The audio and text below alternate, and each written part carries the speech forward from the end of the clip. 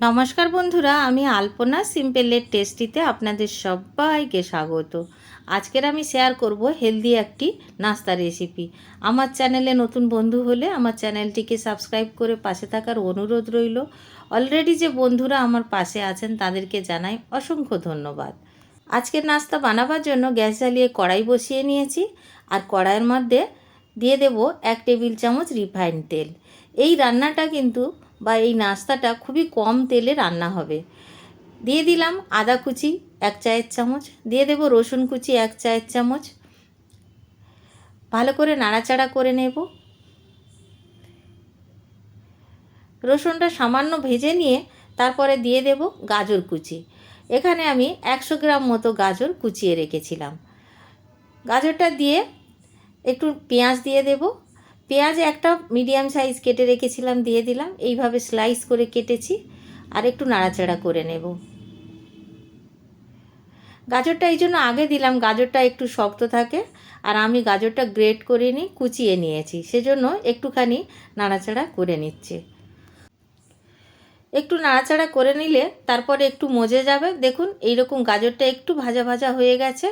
এখন আমি দিয়ে দেব 2টো ডিম। ডিম দুটো এইভাবে আমি আগের থেকে বাটির মধ্যে ভেঙে রেখেছিলাম, দিয়ে দিলাম। ডিম দেওয়ার পরে ভালো করে নাড়াচাড়া করে নেব। খুব বেশিক্ষণ নাড়াচাড়া করার দরকার নেই, একটু নাড়াচাড়া করে নিলেই হবে। এখন আমি দিয়ে দেব স্বাদ অনুসারে লবণ আর গোলমরিচের গুঁড়ো 1/2 চায়ের চামচ। আবারও একটু নাড়াচাড়া করে নেব।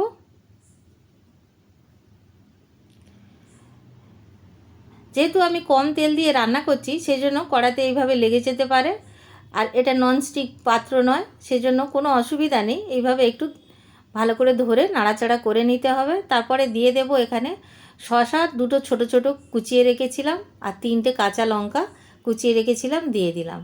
যেহেতু শসাটা রান্না করার অত প্রয়োজন নেই, সেই জন্য লাস্টে দিলাম। আর এখন সব কিছু মিশিয়ে একটা সুন্দরভাবে পুর বানিয়ে নেব।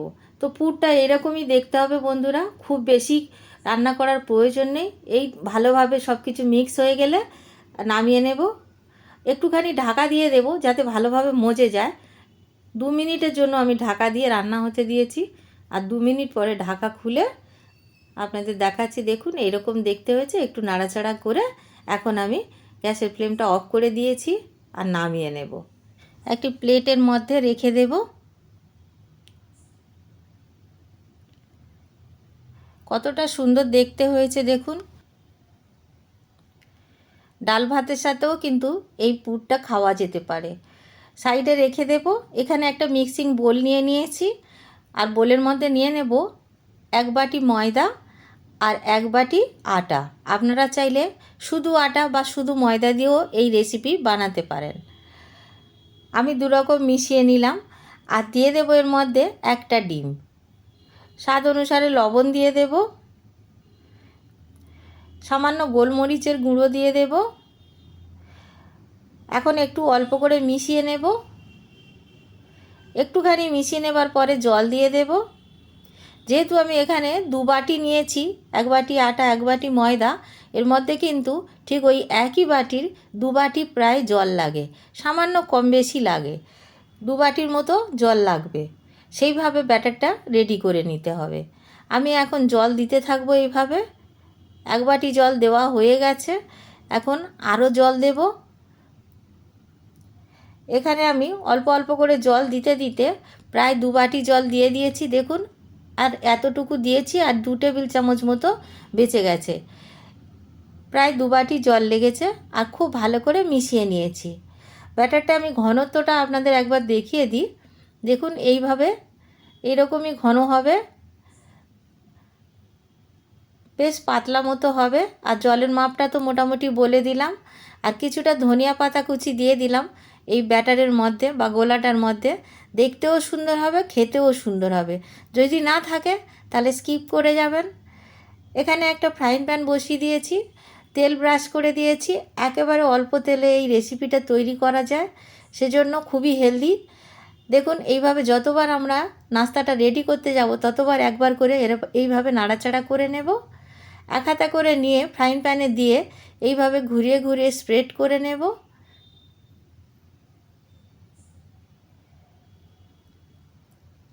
তারপরে আমরা ঢাকা দিয়ে দেব। 2 মিনিট পরে আবার ঢাকাটা খুলে নেব। এই পর্যায়ে গ্যাসের ফ্লেম একেবারে লোতে আছে। গ্যাসের ফ্লেমটা মিডিয়াম করে এপিট ওপিট করে ভেজে নিতে হবে। এখন আমি উল্টিয়ে দিয়েছি। আর আপনারা যদি চান একটু মুচমুচে খেতে, তাহলে কিন্তু 1 চামচ তেল নিয়ে এই সময় ভাজার সময় দিয়ে দিতে পারেন। তাতে একটু রঙটাও লাল লাল হবে আর একটু মুচমুচে হবে। আমি এখন নরম নরম নাস্তা বানাবো, সেজন্য বেশি তেলও দেব না। আর দেখুন একটা শিট রেডি হয়ে গেছে, নামিয়ে রাখলাম। একইভাবে আমি আরও শিট বানিয়ে নেব। আপনাদের দেখিয়ে দিই কিভাবে আমি ফোল্ড করব নাস্তাটাকে। দেখুন আমি স্টাফিংয়ের জন্য যে পুরটা রেডি করে রেখেছিলাম, সেই পুরটা এইভাবে দিয়ে দেব শিটের ওপরে, বা রুটিটা গোলা রুটিটার ওপরে দিয়ে দেব। দিয়ে এইভাবে ভাঁজ করে নেব। তবে শুধু এইভাবে ভাঁজ করলে হবে না, আমি একটু ব্যাটার ওখান থেকে তুলে রেখেছি, সেই ব্যাটারটা দিয়ে এই ব্যাটারটা দিয়ে একটু সিল করে দেব, যাতে আটকে থাকে আর খুলে না যায়। কেন কি আরেকবার অল্প একটু আমরা ভেজে নেব, সেজন্য এইভাবে একটু ব্যাটার লাগিয়ে দিতে হবে সব দিকটা, দিয়ে এইভাবে আটকে দেব। এই দিকটাও ভালো করে ব্যাটার লাগানো হয়নি, ভালো করে ব্যাটার লাগিয়ে নিতে হবে। এভাবে দিয়ে একটু উল্টিয়ে উল্টিয়ে রাখলে সুবিধা হয়। আমি এইভাবে উল্টিয়ে রাখবো যাতে ভাঁজটা খুলে না যায়। একইভাবে আমি আর একটা শিট বানিয়ে নিয়েছি বন্ধুরা। দেখুন আর একটা শিট রেডি হতে দেব। যতক্ষণে আর একটা শিট রেডি হবে ততক্ষণে আমরা নাস্তাগুলো রেডি করতে থাকবো। এইভাবে আমি শিট বানাচ্ছি আর নাস্তা সাথে সাথে রেডি করে নিচ্ছি, তাতে তাড়াতাড়ি হবে। আবার ঢাকা দিয়ে দেব 2 মিনিটের জন্য। শিট বানানো কতটা সহজ আপনারা দেখে নিশ্চয়ই বুঝতে পারছেন। 2 মিনিট লো ফ্লেমে রেখে এইভাবে ঢেকে রাখার পরে মিডিয়াম আঁচে রেখে এপিট ওপিট করে একটুখানি ভেজে নিলেই হবে। দেখুন আমি ভেজে নিয়েছি আর একটা শিট বানাতে দিয়ে দেব। খুবই তাড়াতাড়ি হয়ে যায় এগুলো, খুব ঝটপট নাস্তাটা বানিয়ে নেওয়া যাবে। কাউকে আপনি খেতে বসিয়ে দিয়ে ঝটপট বানিয়ে দিয়ে দিতে পারবেন। এইটা আমি একটাভাবে ফোল্ড করে দেখাচ্ছি। আগেরটা আমি কোনো রকম সস দিইনি, যার যেমন ফরমাইশ বাড়ির মধ্যে যে যেমন খেতে ভালোবাসে বা পছন্দ করে তার তেমনভাবে বানিয়ে দিচ্ছি। টমেটো সসের ওপরে আমি এখানে মেয়োনিজ দিয়ে দিলাম। মেয়োনিজ দিয়ে এইভাবে স্প্রেড করে দিলাম মাঝখানে, দিয়ে এইভাবে ফোল্ড করে দেব।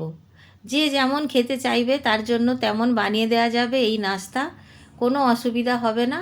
তবে ফোল্ড যে আমি করছি, ভাঁজ করছি যে একই রকমভাবে ভাঁজ হবে।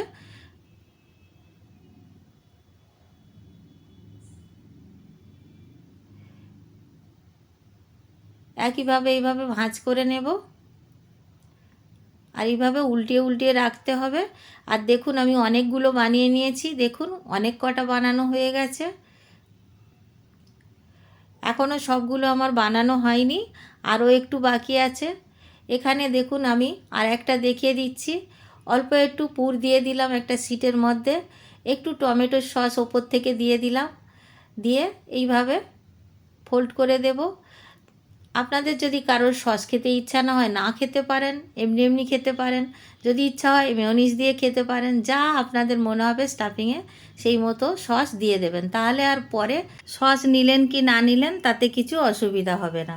এখানে ফ্রাইং প্যান বসিয়ে দিয়েছি গ্যাস জ্বালিয়ে, খুব সামান্য তেল দিয়ে দিলাম, রিফাইন্ড তেল দিয়েছি, আপনারা চাইলে বাটারও দিতে পারেন।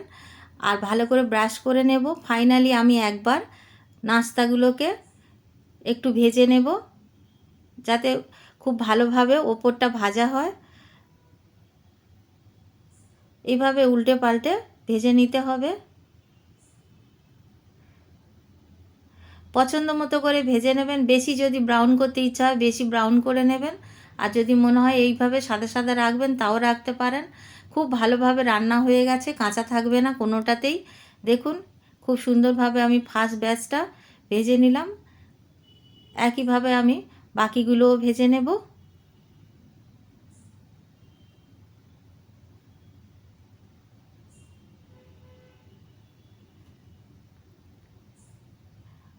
আমাদের নাস্তাগুলো সব ভাজা হয়ে গেছে দেখুন বন্ধুরা, আর কতটা সুন্দর দেখতে হয়েছে, আর খুবই লোভনীয় আর খুবই স্বাস্থ্যকর।